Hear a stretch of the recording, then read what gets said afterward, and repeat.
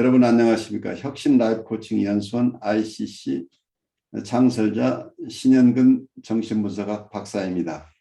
제가 이번에 클래스 U 클래스 마켓에 저의 영상 강의를 개설하였습니다. 이번에 처음 개설한 강의는 정신분석적 인간 이해 과목입니다. 제가 하는 강의 내용을 여러분께서 잘 아실 수 있도록 이 과목의 소개 영상과 첫 번째 강의 정신분석학의 정의와 두 가지 기본적 가설을 주제로 한 강의 영상을 여러분께 소개합니다. 이 두 개의 영상을 보시고 더 관심 있으신 분들은 직접 제 클래스 사이트로 들어가셔서 클래스에서 어떤 것이 진행되는지 검토하시고 여러분 주위에 있는 분에게도 제 강의가 있음을 알려주시면 고맙겠습니다. 여러분 감사합니다. 설리반은 이러한 이론들이 자신이 경험한 정신분열증 환자들에게 적합하지 않다고 생각했다. 그가 본 분열증 환자들은 대인관계에 매우 극단적으로 예민하게 반응하였다. 비록 그들의 의사소통이 종종 모호하고 왜곡되어 있다고 할지라도 그들은 때때로 아주 고통스러울 정도로 예민하게 다른 사람을 의식하고 있었다. 이러한 임상 경험을 바탕으로 설리반은 대인관계적 이론을 형성했다. 그로부터 40년 후 설리반에게 영향을 받은 영국 정신의학자 랭과 에서스는 정신분열증 증상이 무작위적으로 활동하는 결함 있는 생리체계 때문에 생긴다는 전통적인 입장에 반대했다. 랭과 에스터스는 제멋대로 작동하는 망가진 생리체계 때문에 고생하는 퇴행한 정신분열증 환자들을 연구했다. 예를 들어 그의 환자였던 마야 에봇은 한청과 비현실감과 분리된 느낌을 가지고 있었으며 무표정하고 위축된 모습을 보이고 있었다. 그녀는 자신이 사람이 아니라 기계처럼 느꼈고 자신의 마음을 전혀 통제할 수 없으며 외부에 있는 누군가가 자신의 생각과 감정들을 통제하고 있다고 말하였다. 한 개인으로서의 마야를 만나보면 그녀가 부지불식간에 일어나는 전혀 마음대로 조절이 안 되고 황폐한 내적 과정을 겪고 있다는 설명도 설득력 있어 보였다. 그러나 랭과 에스터스는 마야의 부모를 데려와서 그들이 마야와 어떻게 상호작용하는지를 관찰하였다. 가족 상호작용의 어떤 부분은 마야의 정신병적 증상 중 하나와 관련이 있는 것처럼 보였다. 그 증상은 관계망상이라는 편집형 정신분열증의 증후였다.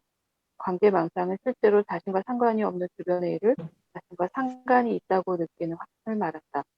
예를 들어 텔레비전 프로그램에서 나온 이야기가 나를 위한 메시지라고 느끼는 것이다. 마야는 자신과 관련된 그러나 자신이 파악할 수 없는 어떤 일이 자신의 부모 사이에서 진행된다는 관계망상을 가지고 있었다. 그러나 그녀의 이러한 생각은 사실이었다. 마야와 그의 부모를 함께 면담하는 중에 그녀의 어머니와 아버지는 계속해서 끊임없이 서로 머리를 끄덕이고 눈을 깜빡였으며 무언가 아는 듯한 미소와 몸짓을 주고받았다. 관찰자는 그녀의 부모가 서로 몸짓을 주고받는 걸 분명하게 알아챌 수 있었고 면담이 시작된 지 2분이 지나서는 그녀의 부모에게 그런 몸짓을 중지해달라고 주의를 주었다. 그러나 그들은 그런 행동을 멈추지 않았고 자신들이 몸짓을 주고받았다는 사실 자체를 부정했다. 렌과 에스터스는 서로 몸짓을 주고받는 부모의 행동이 마야에게 미치는 어리둥절하게 한 효과와 그러한 행동을 부인하는 부모의 태도에 충격을 받았다.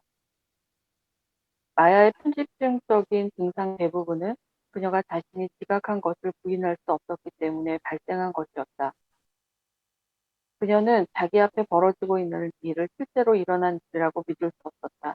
그 결과 그녀는 안경을 벗거나 눈을 깜빡이거나 코를 문지르거나 얼굴을 찡그리는 행동들이 별뜻이 없는 행동인지 아니면 어떤 의미를 담고 있는 것인지를 구별할 수 없게 되었다.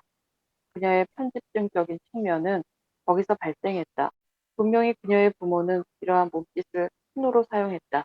그것은 마야가 그것을 알아챘는지 시험해보기 위해 일부러 한 행동들이었다. 이러한 부모의 잔인한 게임은 그 사실을 지적받았을 때에도 계속되었다. 그들에게 왜 그런 몸짓을 하느냐고 물으면 그들은 무슨 말을 하는 겁니까? 무슨 윙크를 했다고 그래요? 라고 되물었다. 마야 하나만을 떼어놓고 보면 그녀의 행동은 이상하고 무의미한 것 같지만 그러한 행동이 생겨난 대인관계 맥락에서 관찰해 보면 그녀의 행동은 나름대로 타당한 이유를 가지고 있음을 알게 된다. 자, 여기서 우리 멈춰서 이 케이스에 대해서 여러분이 느끼는 거 잠깐 우리 나누고 가보죠. 아주 흥미있는 케이스죠. 그러니까 어떤 설리반의 이런 이론이 있기 이전에 여기서 소개하고 있는 건 랭과 에스터슨이라는 분이 1970년에 조사한 케이스에 대한 얘기를 하고 있는데, 이제 이런 케이스가 나오기 전에 설리반의 어떤 입장이 과거에 정신분열증에 대한 에밀 크레펠린이라는 독일 정신의학자의 전통적인 어떤 이론, 정신분열증을 조발성 치매라고 불렀던 그 이론에서 봤던 정신분열증은 신체적 원인에서 발생한 어떤 신경 생리학적 질환이라고 이해했던 것이죠. 그래서 어떤 정신분열증 증상은 무작위적으로 활동하는 결합이 있는 생리체계 때문이다. 이제 이런 결론이 나오는데, 이런 전통적인 입장은 어쩌면 프로이드의 입장과도 거의 일치하는 거죠. 정신분열증에 관한 프로이드도 이 정신분열증 환자들은 정신분석적인 입장에서는 치료가 불가능하다고 봤다. 그래서 정신분석적 치료나 심리치료의 대상, 정신분석적 치료의 대상에서 제외된다는 점이나 여기서 에밀 크레펠린을 따르는 정신과 의사들이 조발성 치매라고 불렀던 이 정신분열증은 심리치료의 대상이 아니라고 봤던 거나 맥락이 같죠, 결국. 그래서 이분들은 치료할 수 없다는, 특히 정신분석적 치료의 대상이 아니라고 봤던 과거의 입장에서 그와 다른 견해를 독자적으로 발달시킨 설리반이죠. 그래서 신체적인 요인으로부터 정신분열증이 왔다고 하는 이론을 이분은 수긍하기 어려웠던 거죠. 왜냐하면 이분이 만났던 많은 분들은, 많은 환자들은 굉장히 예민하고 대인관계에 독특하게 반응하는 이런 그런 모습을 보였기 때문에 이분들이 그 환경과의 관계에서 굉장히 예민하게 반응한다. 이런 관찰 때문에 그 사람 개인이 가지고 있는 어떤 생리적인 결함이라는 쪽보다는 이 환경, 대인관계 쪽에서 이분들이 보이는 증상의 원인을 찾는 것이 더 중요하지 않느냐. 이분들의 증상 혹은 이분들의 병리 자체는 대인관계 측면에서부터 발생한 게 아닌가 하는 이런 이론을 세우기 시작한 거죠. 아니, 아침 7시라면서요, 강 목사님. 그럼요. 아유, 네. 대단하십니다. 대단하십니다. 밤늦게까지 일해가지고 아침에 좀 힘. 아, 야, 대단하십니다. 제가 오늘 우리 강 목사님이 안 계셔서 이상하다. 그 아침에는 애들 요새는 좀 방학이라 나는데 학교 챙겨다 또 네, 그렇죠. 애들 학교 다니도록 하고 할 일들이 아침에 새벽에 많죠. 네. 아까 제가 무슨 얘기를 하고 있었냐면 지금 오늘 케이스가 영국 정신의학자 랭과 에스터슨이 1970년에 조사한 케이스를 우리가 지금 읽었어요. 그러면서 전반적인 얘기를 좀 시작을 하고 있는데, 설리반이 봤을 때 자기가 만나는 정신분열증 환자들은 생체적인 어떤 생리 체계의 교란 때문에 발생했다기보다는 이분들은 대인관계 측면에서 이 어려움을 겪는 분이 아닌가 하는 의아심을 가지고 이분은 대인관계 이론을 수립하셨는데, 이러한 전통은 1920년대 이후에 랭의 이 당시에 대인관계 이론가 중에는 쟁쟁한 분이 많아요. 그러니까 이 설리반이 이러한 이론을 세웠지만 그 이후에 1940년대 30년대 거치면서 동료들이 또 그 당시에는 신프로이드 학파라고 그래서 에릭 프롬이나 카렌 호나이나 이런 분들도 동료로서 같은 이론들을 비슷한 이론들, 그러니까 프로이드가 봤던 역동 이론을 부정하는 새로운 이론들이에요. 이분들도 프로이디언이라고 얘기를 하지만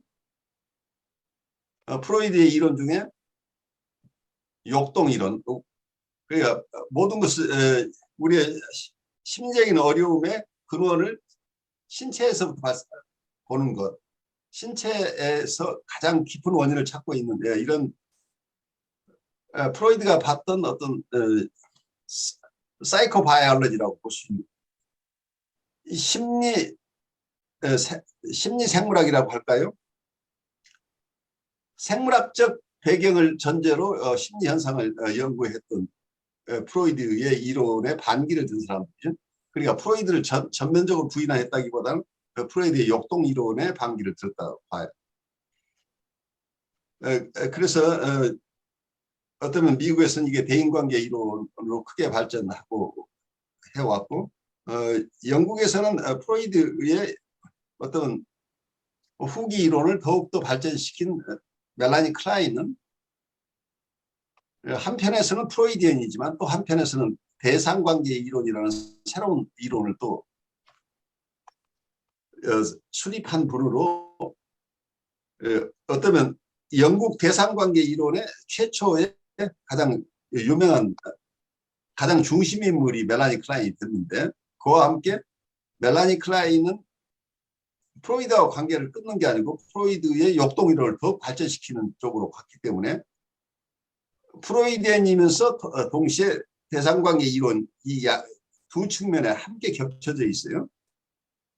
그런데 이 대상관계 이론을 좀 더 철저하게 심리적인 것으로만 가져가지 생물학적인 것을 벗어나려고 노력했던 게 페어벤이죠. 페어벤은 순전하게 이런 생리적인 관계를 좀 더 벗어나려고 애를 썼던 거죠. 멜라니 클라인 자체도 역동 이론을 인정했지만 사실은 프로이드처럼 역동 자체가 신체에서 발현한다는 이런 쪽의 이론은 멀리했던 것으로 보여요. 멜라니 클라인 스스로도 어떤 면에서는 러브 앤드 헤이트 관계로 대상관계 이론을 수립을 한 거지, 우리 신체에서부터 이런 역동이 발현한다는 이런 프로이드 이론에 지나치게 연연하지 않고 자기 이론을 새로 개발하는 쪽이지, 프로이드 이론의 원래 드라이브 티어리하고 이게 연결시키는 그 고리 부분에는 크게 어떤 면에서 조금 거기에 들어가는 것 자체가 부자연스러웠던 것 같아요. 그래서 애매하죠. 그래서 멜라니 클라인 이론이 1940년대 가면서 영국에서 대논쟁에 휘말리게 된 게 멜라니 클라인의 이론이 프로이디언 이론이냐 프로이디언 이론이 아니냐 하는 이론 쪽에서 대논쟁이 생긴 거죠. 애나 프로이드와 함께 주류를 형성했던 어쩌면 대륙의 프로이디언들을 대표하는 이 그룹이 영국에 와서 영국에서 프로이드의 이론과 멜라니 클라인 이론이 같은가 다른가 하는, 그러니까 같냐 다르냐보다 멜라니 클라인을 프로이디언 이론에서 벗어났다고 할 것인가, 프로이디언이라고 할 수 있을 것인가, 이런 어떤 굉장한 대논쟁이 있어서 굉장히 어떤 폴리티컬한 이 정신분석학계의 어떤 폴리티컬한 대논쟁으로 이어졌고, 이런 대논쟁 속에서 정신분석은 굉장히 발달했어요. 그렇지만 아직도 영국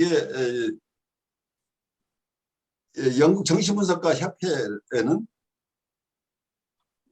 프로이디언 그룹과 대상관계 이론의 멜라니 클라인 그룹과 그리고 중도 그룹, 이 세 그룹이 아직도 완전하게 융합된 게 아니라 같은 협회 내 각자 다른 그룹을 형성하고 있는 이런 모양새로 오랫동안 지속되어 오는 것 같아요.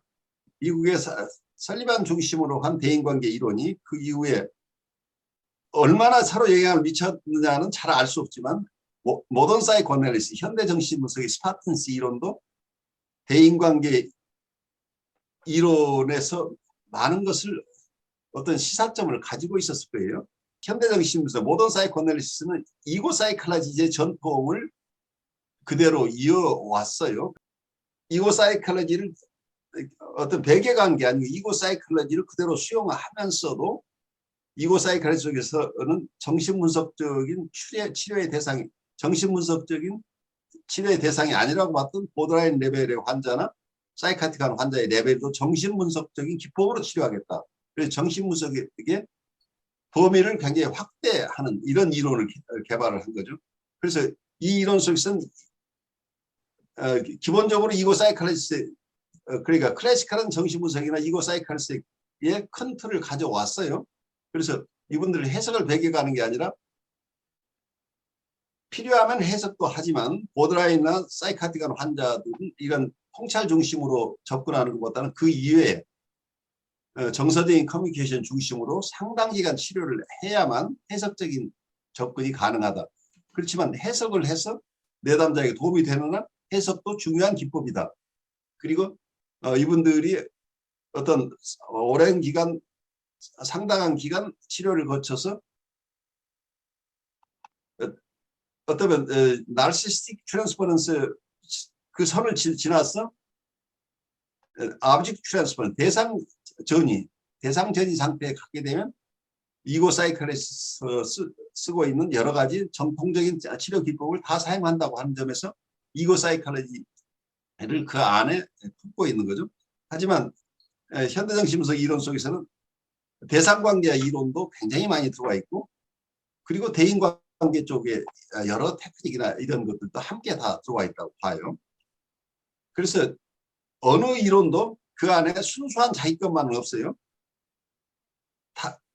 다른 학파에서 발달된 이론들이 다 섞여서 새로운 이론들이 발달해 왔다. 그리고 이제 그런 점에서 코브도 처음 시작할 때는 이고 사이콜로지에서 시작을 했지만 이분이 이고 사이콜로지 쪽에서 잘 돌보지 못하는 자기애성 성격 장애나 자기애성 행동 장애를 가진 분들을 어떻게 돌볼 것인가 하는 쪽에서 어떤 셀프 사이콜로지라는 이론을 세웠는데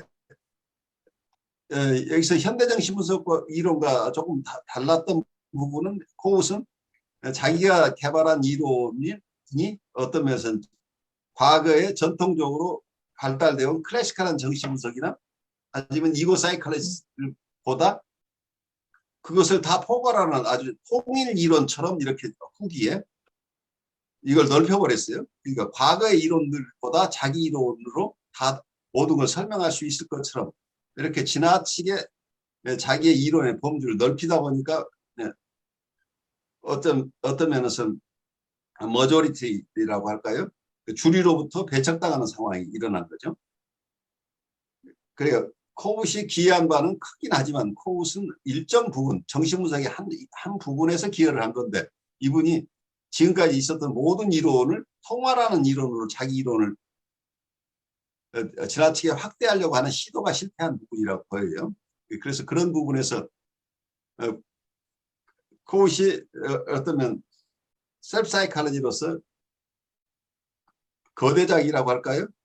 이 옴니퍼던스 문제를 해결해야 될 분이 사실은 본인이 좀 실패한 부분이 아닌가 싶어요. 마지막에 지나친 거대자기가 드러나 버린 거죠. 마지막에 어떤 스파틴스가 머물렀던 지점이 적절한 것으로 보여요. 스파틴스는 현대정신분석을 창설했지만 이분 스스로는 학파 이름을 붙이지 않았어요.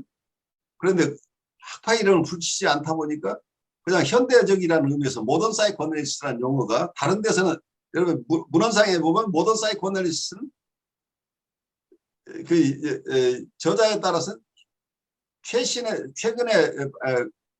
주장되는 모든 정신분석 이론을 모던 사이콜리스트라고 얘기하고 있어요. 그런데 자기 학파 이름을 잘 붙이지 않다 보니까 그냥 모던 사이코애널리스트 현대적인 정신분석이라는 것이 학파 이름으로 굳었어요.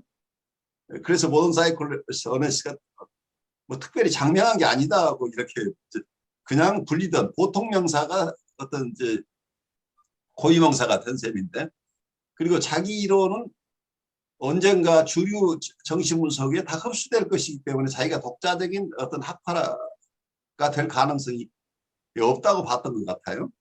그래서 자기 이론이 어떤 독자적인 새로운 정신분석이 그게 한 학파라기보다는 기존의 클래식한 정신분석이나 또는 여러 정신분석에서 개발한 것들을 자기 안에 소화해내는 거기 때문에 결국은 주류 정신분석, 특히 이고 사이칼리스나 클래식한 사이코애널리시스 쪽에서 자기가 주장한 얘기들을 다 자기 이론의 일부로 가져갈 거기 때문에 나중에 현대 정신분석 이게 자기 거라고만 주장할 만한 것이 없어질 것이다 라고 봤는데 그 생각은 맞는 것 같아요. 왜냐하면 이고 사이칼리스트 중에서도 근래에 와서는 이고 사이칼리스트의 외연을 넓히려고 하는 노력이 그 순수 이고 사이칼리스트라고 주장하는 분들 속에서 계속 나와요. 그분들의 책 속에서도 그분들은 이 보드라인이나 이런 사이카틱한 환자들을 무슨 프리에더폴 환자다 이런 식의 다른 학파에서 쓰는 용어보다는 언더 스트럭처드 페이션트, 스트럭처드 페이션트 이런 개념을 써가지고 구조가 잘 안 된 분들을 돕는 방법, 이래서 새로운 이론들을 만들고 있어요. 그런데 단지 차이가 있다고 한다면 이고 사이칼리스트는 이런 언더 스트럭처드 페이션트를 돕는 것은 이건 정신분석이 아니고 사이코 애널리틱 사이코 테라피다. 그래서 사이코 애널리시스라는 용어 자체를 한정되게 쓴다고 하는 아직도. 그래서 정통적인 클래식한 방법으로 주 4회 5회 하던 것을 요즘 들어 주 3회까지도 정신분석으로 인정할 것이냐 안 할 것이냐 이런 게 논쟁이 될 만큼 아직도 얼마나 자주 환자를 볼 것인가, 그리고 환자가 발달 상태가 뉴라틱한 수준인가 아닌가 해서 정신분석이라는 기법을 사용할 수 있는 것은 극히 뭐라고 할까요? 발달 수준이 상당한 정도에 이른, 그러니까 보드라인 레벨을 넘어서서 뉴라틱한 수준에 간 사람에게만 정신분석이라는 용어를 쓸 수 있다고 하는 정신분석의 개념 자체를 굉장히 한정되게 사용하려고 하는 그런 집착에서 아직도 그냥 놓여 있는 것으로 보여요. 하지만 그 틀을 깨고 나오는 게 어쩌면 직접 그런 논쟁을 거쳐서라기보다 대상관계 이론, 이 대상관계 이론 자체의 독특함 때문에 그 환자층이 보드라인이냐 아니냐 아니면 사이카틱한 환자냐 뉴라틱한 환자냐를 구별하지 않고 이론 전개가 된 부분이 있고, 미국의 대인관계 이론이나 코우세 이론이나 혹은 현대 정신분석에서는 프로이드가 잘 보지 않았던 사각대 대상들에 대한 치료 기법을 개발한 거기 때문에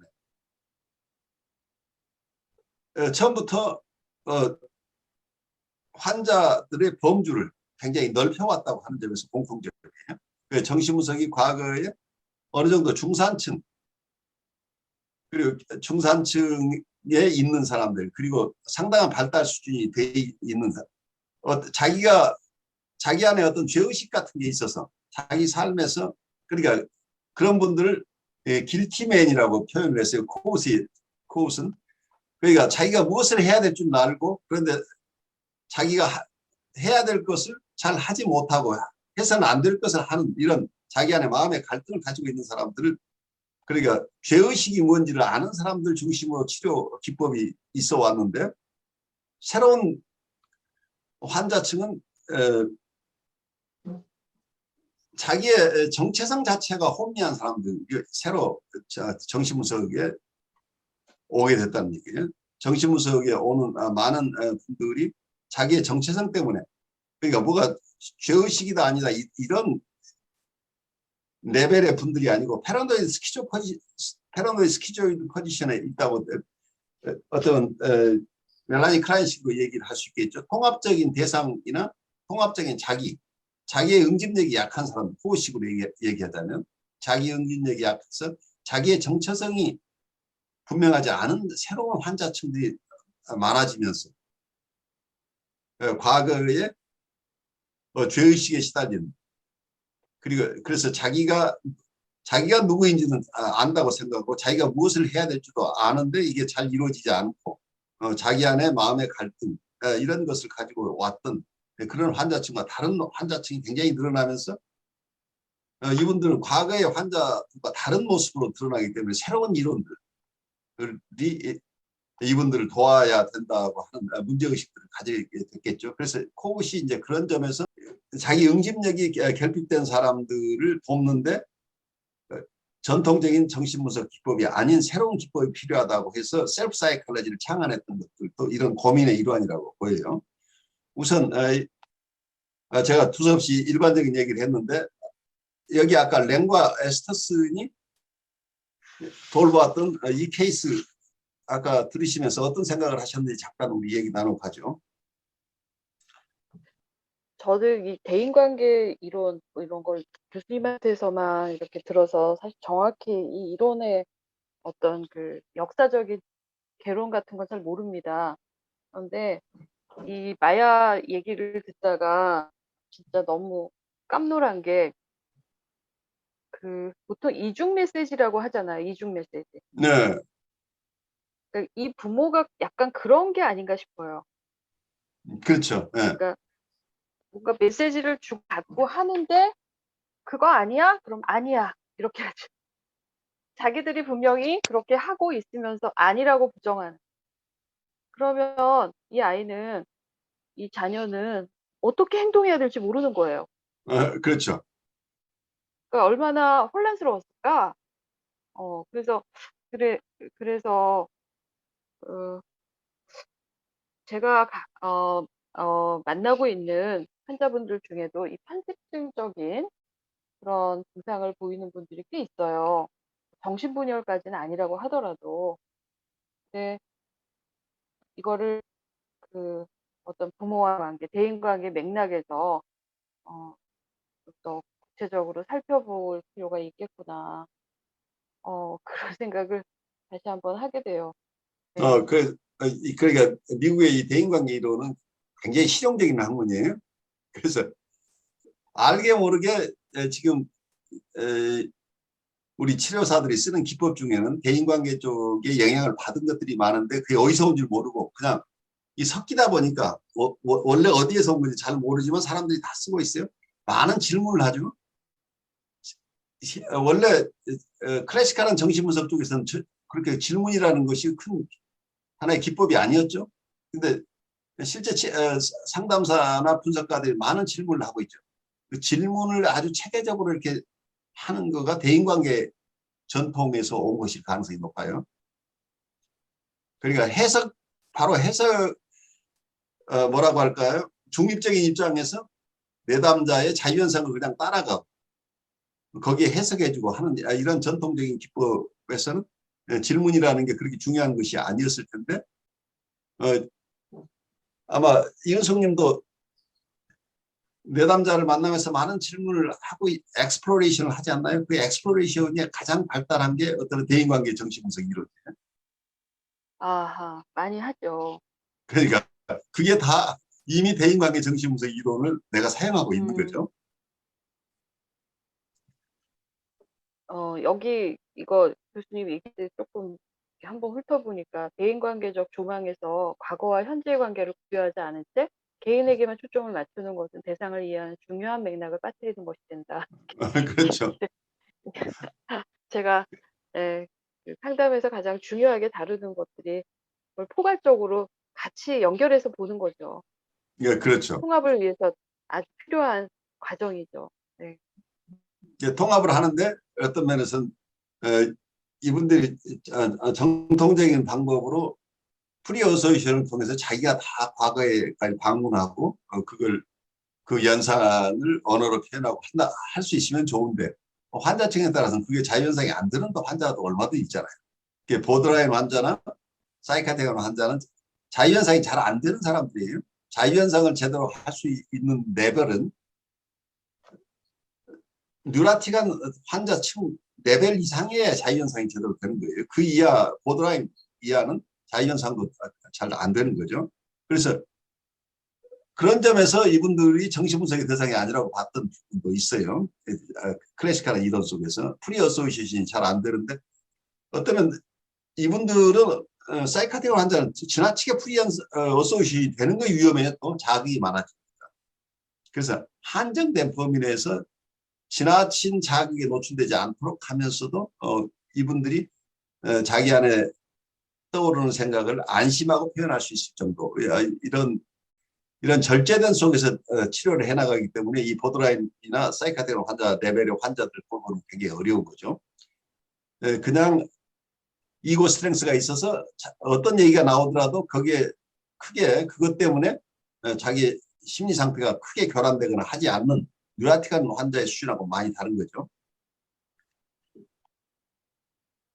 그래서 어떤 면에서는 이분들 얘기가 띄엄띄엄 하는 얘기만 가지고는 자기가 지금 얼마나 힘들고 다른 사람 핍박받고 하는 얘기만 자꾸 들어가지고 윤곽이 안 나올 때 이분이 자기 안에 뭔가 불편한 것을 좀 더 잘 얘기할 수 있도록 도와주는 이런 엑스플로레이션 기법을 그러니까 우리가 어떤 내담자의 얘기를 하나하나 꼬치꼬치 캐묻는다기보다는 이분이 표현하고 있는데 정서적으로는 힘들고 뭔가 사실을 얘기하지만 연결은 잘 되지 않으면서도 답답해할 때 이분이 조금 더 자기 얘기를 다 할 수 있도록 적절한 질문을 해줌으로써 그 이분이 부담스럽지 않은 질문을 하는 게 굉장히 중요하죠.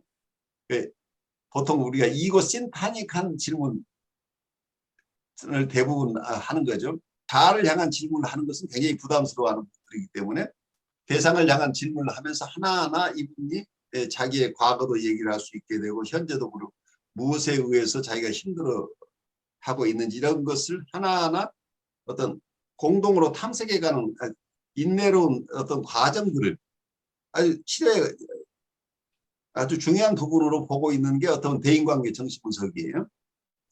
그래서 엑스플로레이션을 잘 하는 거가 제가 봐 임상에서 굉장히 중요한데 그래서 클래시컬한 이론의 어떤 통찰도 중요하지만 대인관계 쪽에 이러한 기법들도 굉장히 중요하니까 어느 하나가 맞고 틀리고가 아니라 각 전통에서 개발한 이론이나 기법들을 각자의 환자에 맞추어서 적절하게 사용할 수 있으려면 우리가 사실은 공부가 많이 돼 있어야 되는 거죠. 우리가 그걸 다 할 수는 없지만 큰 윤곽에서 이런 것들을 이해하고 있어야 우리가 좀 내담자에 걸맞는 적절한 내담자에 맞는 상담 기법이나 치료 기법으로 다가갈 수 있게 된다는 얘기죠. 교수님, 근데 여기서 예. 이 좀 전에 읽었던 본문에 나오는 관계망상증이라는 것이 예.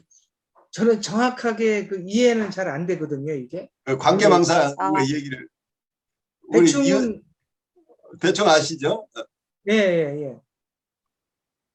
그 결국은 부모의 꽤 문제가 있는 거네요, 그러면.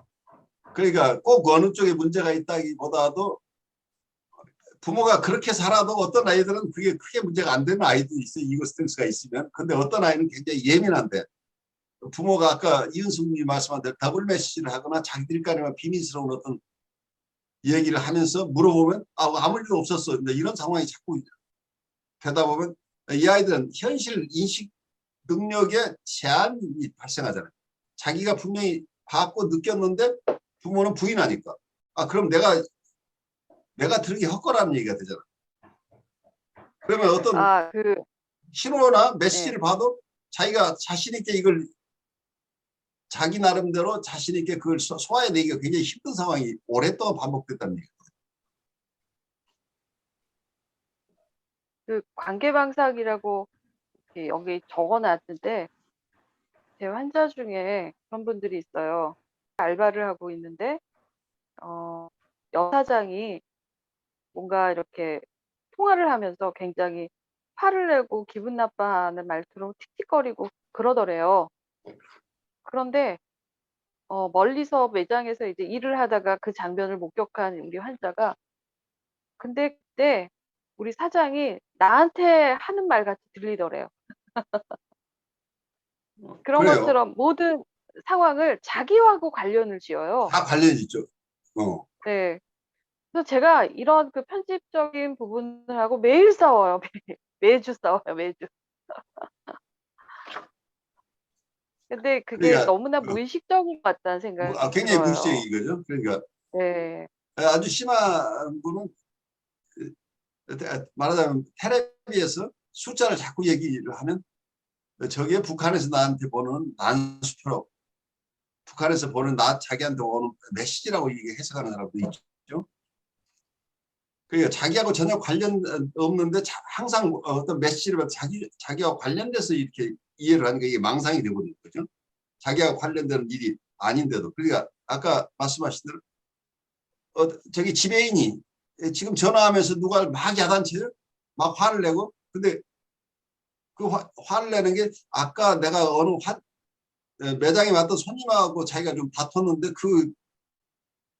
그 사람하고 지금 통화하면서 지금 화가 나서 저렇게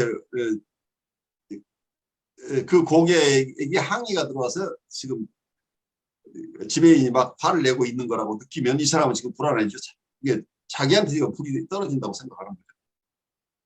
그러니까 자기하고 관련 없는 다른 사람하고 얘기하고 이걸 자기하고 관련지어서 이게 나 때문에 지금 이렇게 된다. 이제 이렇게 자기를 거기에 인발시키는 게 이게 망상이 발생하는 거예요. 그러니까 이분은 계속해서 이런 관계 망상이 발생하면 주위의 모든 사람들이 자기에게 대해서 자기를 곤란하게 하거나 자기에게 화를 내고 있거나 이런 것들하고 다 연결돼 버린다고 한다면 이분은 사는 게 굉장히 힘들어지죠.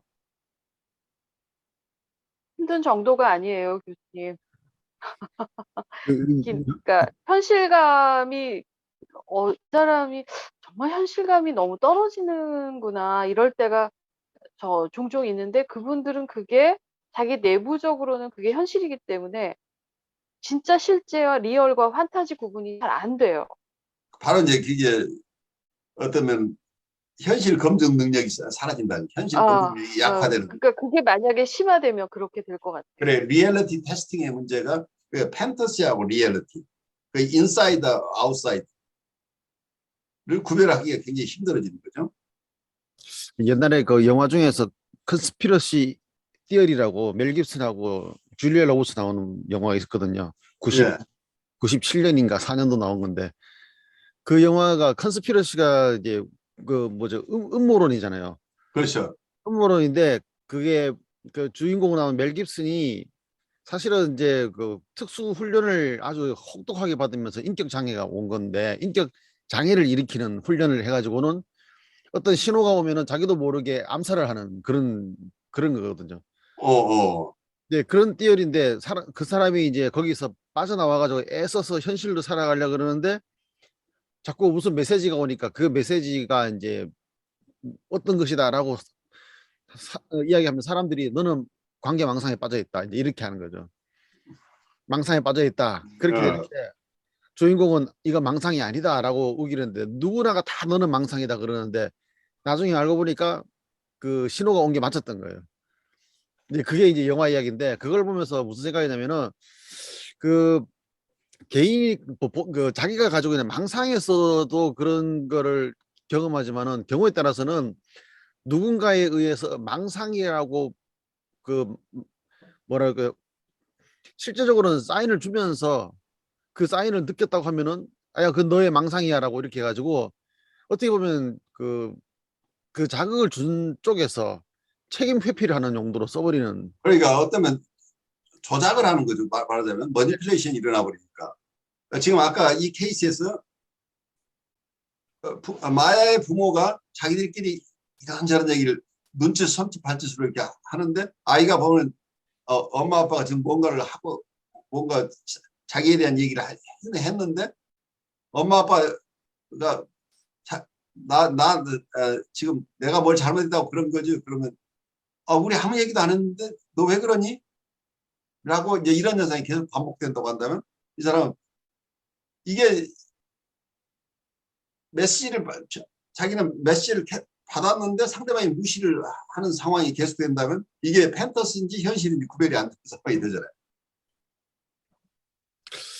그러니까 그 메시지를 주는 쪽도 이제 심리 상태가 어떤가를 이제 봐야 되는데 실제로 이제 그 뭐 일하는 데라든지 보면은 이렇게 눈치 주는 거 있잖아요. 눈치. 눈치 주는 거죠.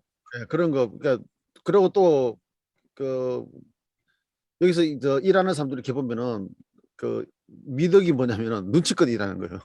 한국은 모르겠지만 여기서는 그 일하러 갔는데 그 직장을 구해 들어갔는데 보통 뭐 인턴 과정 뭐 이런 게 있어가지고 뭐 배워야 되는데 갔는데 아무것도 안 배우고는 바로 일하라 그러면서 네가 눈치껏 해라 이렇게 딱 했는데 뭘 하면은 그거 하지 마 그러고 안 하면 왜 안 하냐 이런 식으로 계속 반복되니까 결국은 너무 스트레스 받아가지고 일을 못하고 좌절감에 빠지고 이런 것도 모르거든요.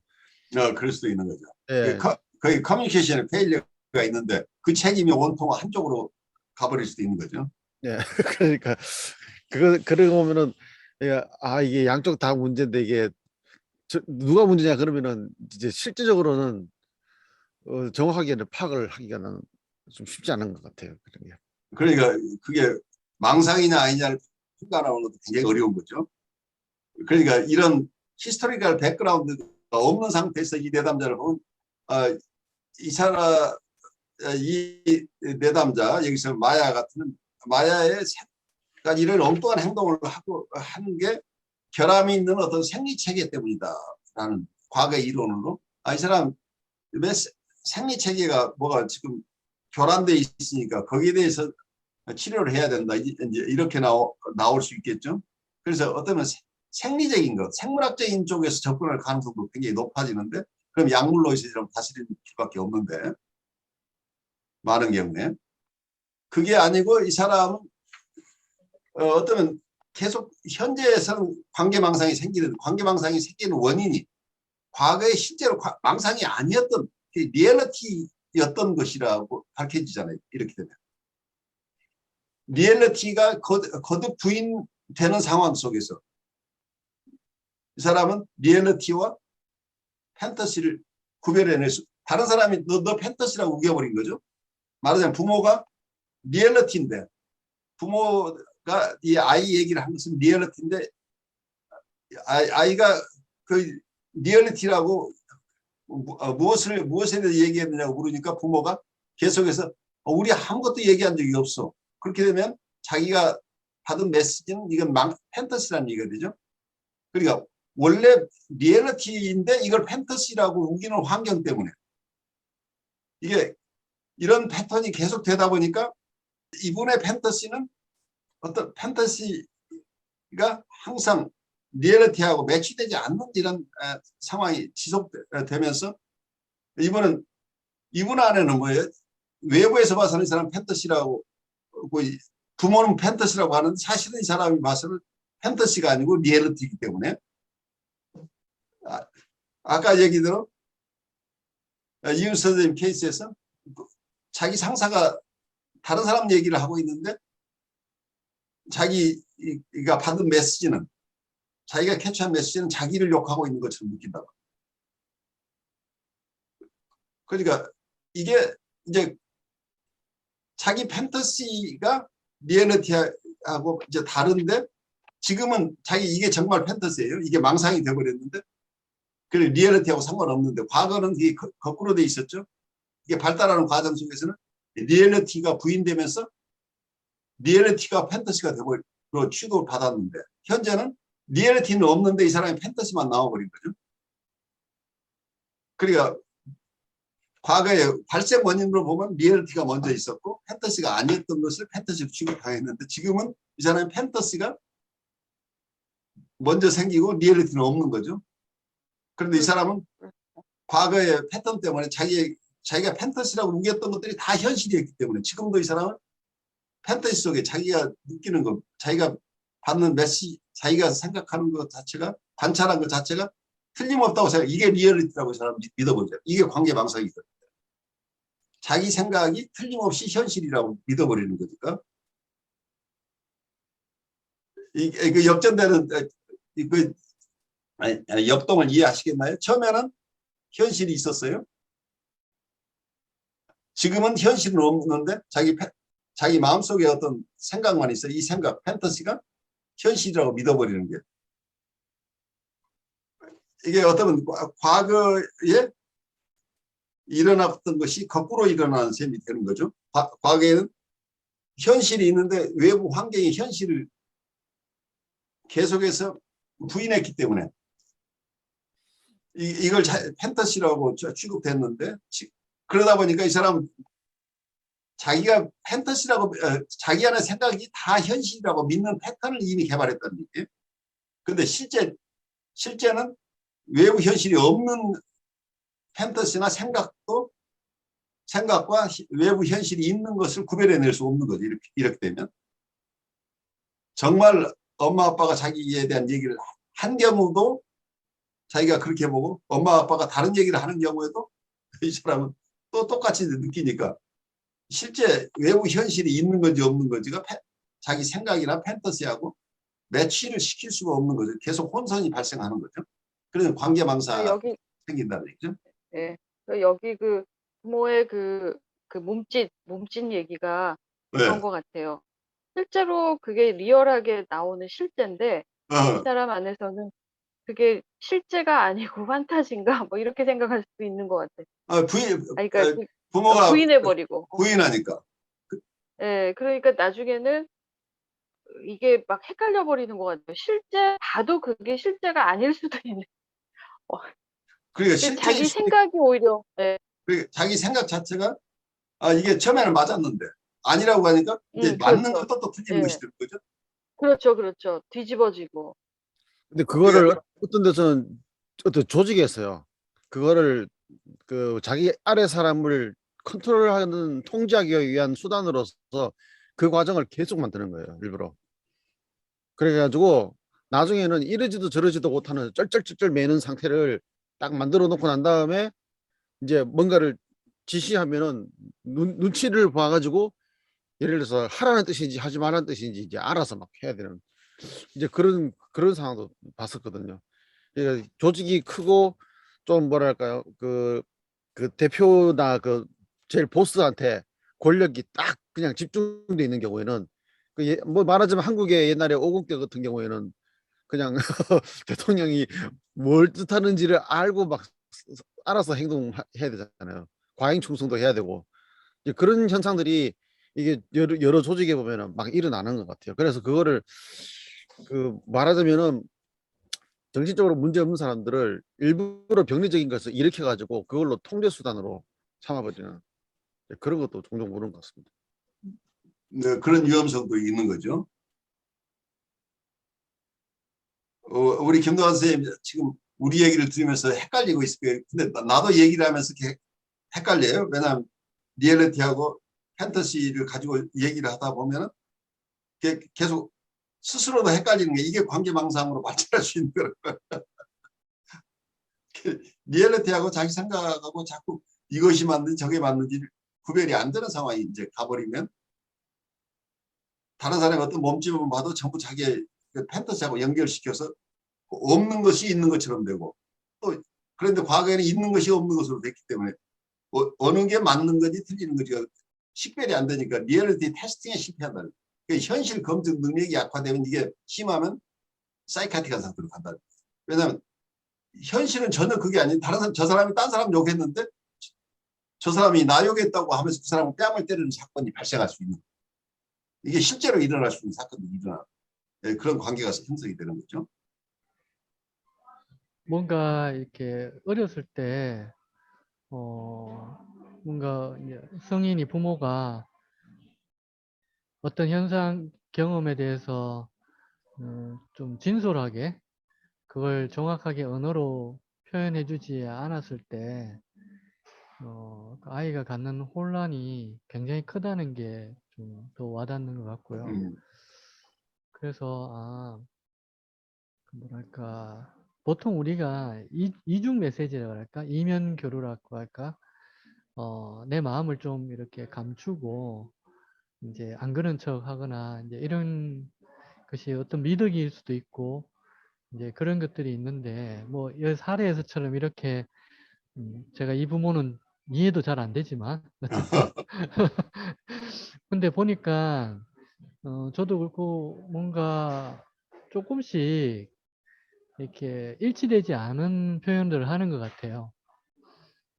근데 그게 이제 특히 아이들한테는 그 정신적 에너지 소모가 그걸 파악하는데 굉장히 많이 소모가 되는 것 같고, 그게 어느 도를 넘어서게 되면 아 이렇게 좀 분열로도 갈 수 있겠구나, 이런 생각을 좀 해봤습니다. 그래요. 쉽지 않은 거죠. 그래서 환경과 어떠면 이제 자아나 자기가 교류한다고 하는 것, 이 교류 자체에서 어떤 페일러가 생기게 되면 이런 혼선이 있을 수 있겠다. 그래서 대인관계 정신분석가들이 보는 견해도 굉장히 우리에게 시사하는 게 많은 거죠. 단순하게 이 사람 한 사람의 심리 구조가 이 사람은 왜 관계망상을 가질까? 이 사람의 관계망상적인 측면을 아이솔레이션 시켜서 고립시켜서 이걸 이해하려고 해서는 잘 이해가 안 되는데, 이 사람이 성장해 오면서 경험했던 그 환경 속에서 어떻게 이분이 성장해 왔는가를 만나면서 이분에 대한 이해가 깊어질 수 있는 거죠.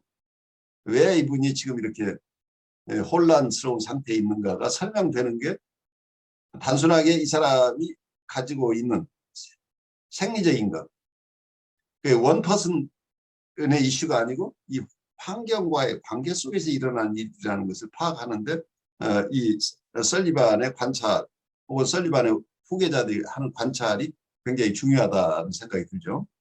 마야 하나만을 떼어놓고 보면 그녀의 행동은 이상하고 무의미한 것 같지만, 그러한 행동이 생겨난 대인관계 맥락에서 관찰해 보면 그녀의 행동은 나름대로 타당한 이유를 가지고 있음을 알게 된다.